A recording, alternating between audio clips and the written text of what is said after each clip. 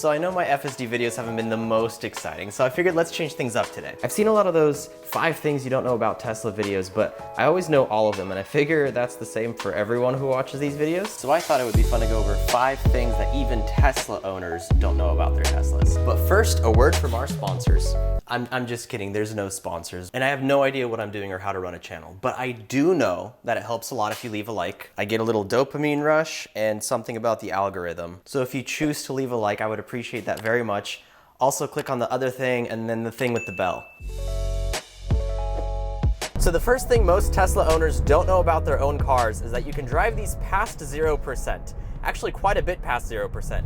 As you can see right now on my screen, it shows that I have 0 miles remaining and my battery is at 0%. So how am I not nervous? Why am I still driving? Well, as you can see on top of my screen, there's this solid gray line. If I apply throttle, there's some black that goes over it, and if I regenerate, you can see some green.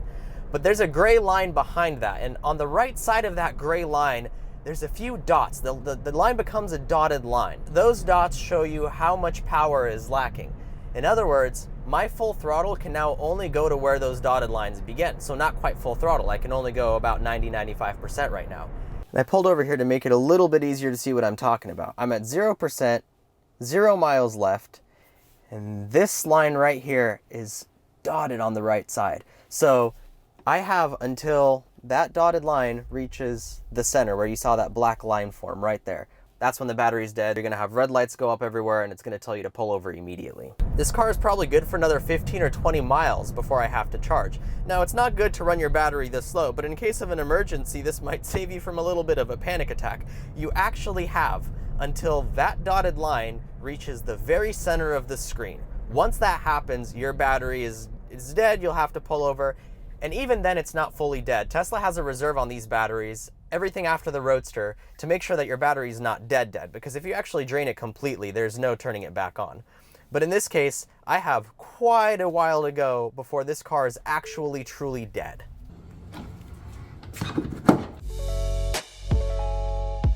So something similar happens when your battery is at around 100% as it does when it's around 0%. The first thing you'll see is an indication saying that limited deceleration when the accelerator is released, meaning I'm going to have less regenerative braking, which makes sense because the battery is almost at capacity. The other thing that changes, however, just like before, you're going to see there's that solid line on top, and if you can't see it right now, I'll pull over in a little bit and zoom in so you can see. But there's the solid line on top, which now on the left side becomes dotted. Where you see those dotted lines, that's where regenerative braking is going to be limited. So as I'm driving, when I let off of the accelerator, the amount of braking that I get is obviously a lot less than it would be if the battery was emptier. That's going to continue to be the case until all of those dots on the left side become solid. All right, now I'm stopped. You guys can see what I'm talking about. See that solid line on the top? There's dotted lines on the left side, and those are slowly going to be replaced by the solid line as my battery starts to deplete. And as that happens, my regeneration is going to be restored. And when the whole thing is a solid line, I'm going to have complete regenerative capabilities again. So have you ever wondered why at most Tesla superchargers, drivers will park leaving a gap in between every other car? It's because most Tesla drivers are male, and that's how you use urinals in public restrooms. I'm joking, of course. Let me show you. So why do people actually leave a spot every other space? And why does it only apply to some superchargers? Well, if you go to navigate and you go to your charging over here, you're going to see all the superchargers listed in order of how close they are to you. And you'll see they all have varying charging speeds. Some go up to 150 kilowatts, some go up to 250, some as low as 72. So these 72 kilowatt chargers, those are the original V1 Tesla superchargers. And the new ones are the 250 kilowatts. Those are the V3s. The V2s, which is where I'm at right now, those are a little bit interesting. So with the 150 kilowatts, that is actually shared with the battery space next to you. So you'll see the superchargers are all labeled. We have 3A, we have 2B, and we have 2A over there. So 2B and 2A are actually drawing power from the same source, meaning that because I'm parked next to somebody on that side, I'm actually only going to be getting 72 kilowatts at max instead of the 150. If that person next to me leaves, or if somebody else leaves and I want to change it and take their spot, I could see speeds all the way up to 150. On top of that, obviously it's nice to leave a space in between if you can, just so we can open our doors a little bit wider and it's a little more comfortable and less claustrophobic. So you'll see people do it regardless. But if you're in a V2 supercharger particularly, you should definitely go out of your way to make sure that you're leaving a gap in between cars whenever possible. And just like in a urinal, when every other urinal has been taken, only then is it socially acceptable to fill in the gaps. Another thing that most Tesla owners don't know about their own cars is how to see how much range you actually have left. So most people know that 98% battery on top, when you tap on that, it changes and says 285 miles. What most people don't realize is that is not accounting for any of your driving styles or anything. That is an EPA estimate based on the car. So if you want to see your actual estimated range, you're going to have to open up the Energy app, which I have in a hotkey here, but you can open up all the apps here and find Energy. And this is actually going to show you your real projected range, which in my case varies by 6, 285 EPA estimate, 279 projected. If I'm navigating to a specific location, it's going to be even more accurate because at that point it's going to take other things into account, such as elevation, temperature, things like that. Now, did you know there are over 1,800 different ways to open the charge port? I actually made that number up, but there's a lot of ways to do it and they're all kind of funny. Watch. Open the charge port.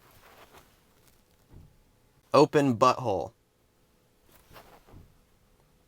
We're at the charger.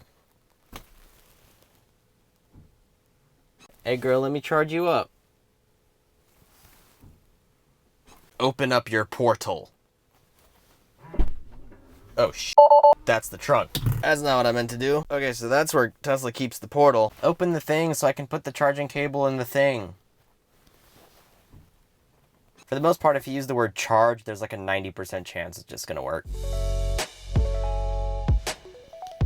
So this last one's a bit of a correction based on some misinformation that even I, until recently, thought was true, and that revolves around what happens to your FSD purchase once you sell the car. So I was always under the impression that if you sell a vehicle with FSD, if you sell a Tesla with FSD, the FSD disappears, but that's actually not the case. If you're selling this car to a private party, so like a family member or a friend, they get to keep your FSD. Now, I think this misinformation comes from two things. First of all, you can't transfer FSD to another Tesla you own. So FSD doesn't stay with the person, it does stay with the vehicle. The other thing is that only applies in a private sale, not necessarily with a third-party sale. So if you were to sell your vehicle to a dealership, that dealership wouldn't actually get to keep FSD. And if they sold that Tesla as a used Tesla, it wouldn't have the FSD package. But as long as you're selling it private party, from you directly to the next owner, they're going to get to keep the FSD if you've pre-purchased it. Now, if it's one of the earlier Model S or Model X's with the unlimited supercharging, that does not carry over, unfortunately, but your full FSD purchase does. Well, that's that. I hope you learned something. If you have any more fun facts that I missed that would be fun to include, leave those in the comments. If there's anything you would add to anything I've said, I'd love to hear that too.